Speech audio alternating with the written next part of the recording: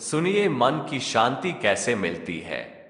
तो आज मैं आपको एक ऐसी कहानी सुनाने जा रहा हूं जो अक्सर सभी लोगों की जिंदगी से जुड़ी होती है। मेरा मेन मकसद ये है कि आप लोग जो भी यह कहानी सुन रहे हैं हमेशा खुश रहे और वास्तविकता से परिचित हो। मेरे इस चैनल का मेन मोटो ये है कि आप लोगों की जीवन में हमेशा खुशियां ही खुशियां हो। दोस्तों, मैं यह वीडियो बड़ी मेहनत से बनाता हूं जिससे आपको जीवन से जुड़ी अच्छी से अच्छी बातों का ज्ञान हो। अगर आपको मेरा ये कंटेंट पसंद आए तो कृपया करके मेरे इस चैनल को जरूर सब्सक्राइब करिए और मेरे इस चैनल को लाइक शेयर जरूर करिए और साथ ही बेल आइकन को जरूर दबा दीजिए। तो आइए आज की कहानी शुरू करते हैं। दोस्तों, एक बहुत साधारण सा गरीब आदमी था जो रास्ते में कपड़े बेचा करता था। वह अपना घर जैसे तैसे करके कपड़े बेचकर ही चलता था, लेकिन वह हमेशा उदास सा रहता था और अपने आप को हमेशा कोसता रहता था। लेकिन उसका एक काम बिल्कुल बंधा हुआ था जो बिना टाले वह हर रोज जरूर किया करता था। वह काम था उसका रोज मंदिर जाना। और रोज मंदिर में वह जाकर मंदिर की साफ सफाई करता और भगवान भगवान से धनवान होने की कामना किया करता था। खाली बोला करता था, हे भगवान मुझे धनवान बना दो, मैं बहुत गरीब हूँ, मुझे ढेर सारा धन दे दो। ये सोचकर वह रोज मंदिर में जाता और मंदिर की सेवा किया करता था।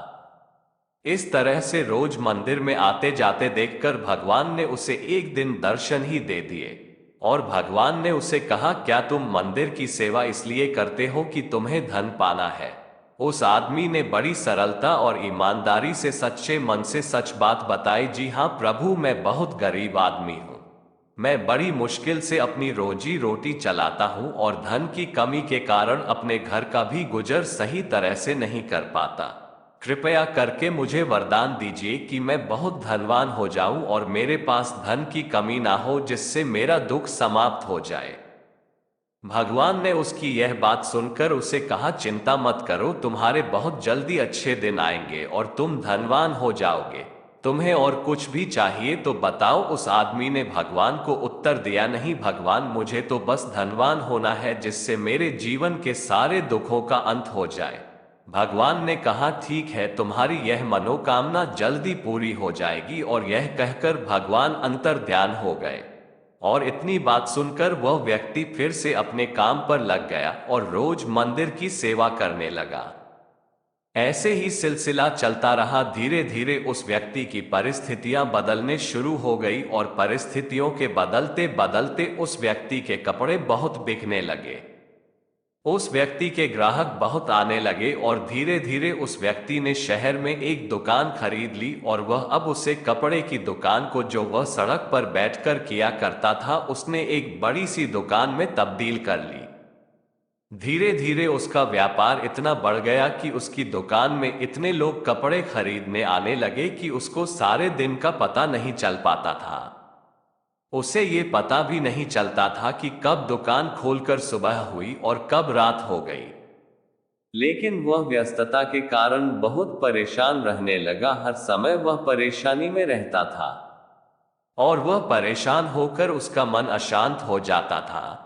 उसके मन में बिल्कुल भी शांति नहीं थी क्योंकि उसको बिल्कुल भी समय नहीं मिल पाता था। धीरे धीरे वह सोचता था कि मेरा पहले वाला समय ही बहुत अच्छा था, कम से कम मेरे पास समय तो था। धीरे धीरे ये सिलसिला चलते चलते उसकी दुकान इतनी चलने लगी कि उसके पास बहुत धन इकट्ठा होने लगा और धीरे धीरे उसने अपने घर की स्थिति भी बदल डाली। जो छोटा सा घर था उसने एक बड़ी हवेली सी बना डाली, साथ में एक बढ़िया सी मोटर कार भी ले ली और उसके बच्चों की भी उसने शादी बड़े घरों में कर डाली। अब उसके पास धन दौलत की कोई कमी नहीं थी। उसके पास इतना धन था कि वह शहर का बहुत बड़ा रईस में गिने जाने लगा। देखते ही देखते उसके दिन इतने बदल गए कि वह एक मामूली सा व्यक्ति जो सड़क पर कपड़े बेचा करता था, शहर का नगर सेठ बन गया। लेकिन अब वह अपने मन से बहुत परेशान था। उसके मन में शांति बिल्कुल भी नहीं थी। वह हर समय व्यस्तता के कारण परेशान रहता था। और उसने भगवान के दिए हुए उस वरदान को वह भूल गया जो भगवान ने उसे कहा था कि तेरी इच्छा जल्द ही पूरी होगी बेटा। और वह इतना व्यस्त रहने लगा कि उसे मंदिर जाने का भी अब समय नहीं लगता था। अब वह काफी समय से मंदिर भी नहीं गया क्योंकि वह इतना व्यस्त रहता था कि उसे मंदिर जाने का अब समय नहीं लगता था, जिससे उसका मंदिर जाना भी टूट गया। धीरे धीरे समय व्यतीत होने लगा और वह धीरे धीरे बूढ़ा होने लगा। अब एक दिन जब वह बहुत परेशान होकर अशांत हो चुका था, उसको बिल्कुल भी शांति नहीं मिल रही थी, अचानक से उसे मंदिर की याद आई और उसने सोचा कि मैं अब कल से मंदिर जाना शुरू करूंगा, चाहे मैं अब कितना भी व्यस्त हूं, लेकिन मैं अब मंदिर जरूर जाऊंगा। ये सोचकर उसने अगले ही दिन मंदिर में फिर से प्रवेश किया और मंदिर में जाकर सेवा करनी शुरू कर दी। मंदिर में सेवा करते देखा भगवान। अचानक से भगवान उसके सामने प्रकट हो गए और उसे दर्शन दिए। भगवान ने उस आदमी से कहा, क्या बात बेटा, तुम्हें बहुत दिनों के बाद मंदिर की याद आई? अब तो तुम नगर सेठ बन गए हो, अब तो तुम्हारे पास धन की कोई कमी नहीं है, अब तो तुम बहुत खुश होंगे। क्या अभी भी कोई तुम्हारे पास जीवन में कोई कमी है जिससे फिर से पूरा करने के लिए तुम दोबारा मंदिर की सेवा करने आए हो?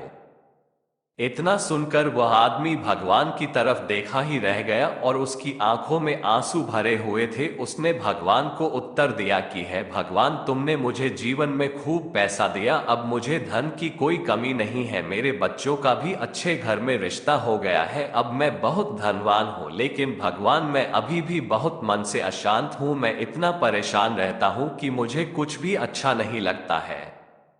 मैं इसलिए अब मंदिर में आकर सेवा करना चाहता हूं क्योंकि मेरा वो पूर्ण समय बहुत अच्छा था, कम से कम मेरा मन तो शांत रहता था, अब मुझे बिल्कुल भी शांति नहीं मिल पाती है, इसलिए भगवान मैं मंदिर की सेवा करना चाहता हूं।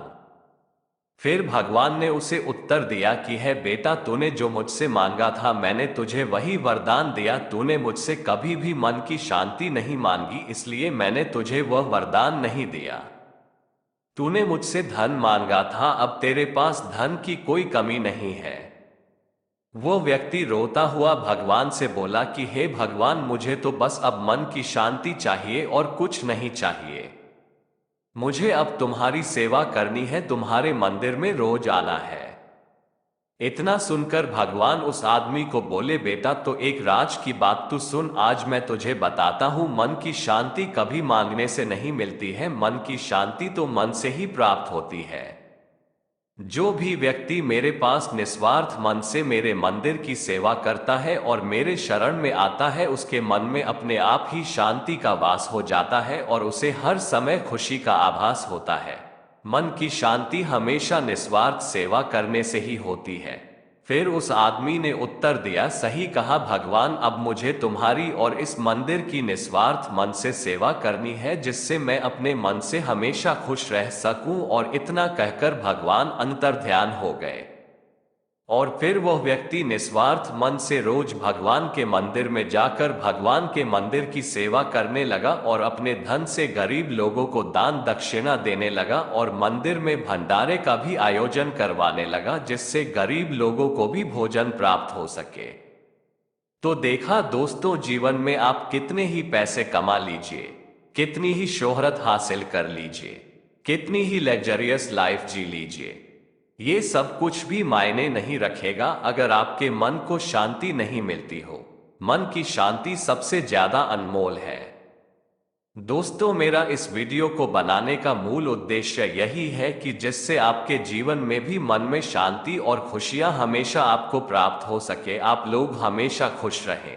बस दोस्तों, मैं इतना चाहता हूं, आप प्लीज मेरे इस चैनल को सब्सक्राइब जरूर कर दीजिए और मेरे इस चैनल को लाइक और शेयर जरूर करें और बेल आइकन भी जरूर दबा दें, जिससे मैं ऐसी अच्छी वीडियो बना सकूं और आप लोग मेरी ऐसी ही और वीडियो को देख सकें।